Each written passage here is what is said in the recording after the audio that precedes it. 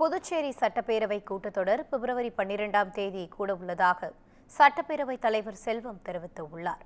புதுச்சேரியில் செய்தியாளர்களிடம் பேசிய அவர், சட்டப்பேரவை கூட்டத்தொடரில் இடைக்கால பட்ஜெட் தாக்கல் செய்யப்பட உள்ளதாகவும் தெரிவித்தார்.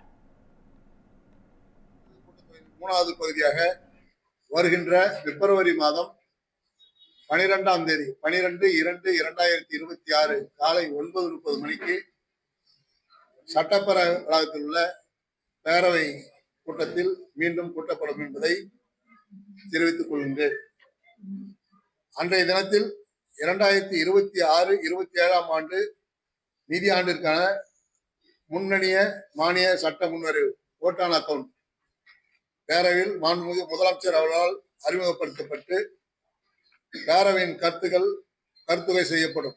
2025 மற்றும் 26 ஆண்டிற்கான நிதியாண்டிற்கான கூடுதல் செலவினங்களுக்கான சட்ட முன்வரைவையும் சப்ளிமெண்டரி டிமாண்ட்ஸ் ஆஃப் கிராண்ட்ஸ் அக்கூட்டத்தில் அறிமுகம் மற்றும் கருத்துரை செய்ய உத்தேசிக்கப்பட்டுள்ளது.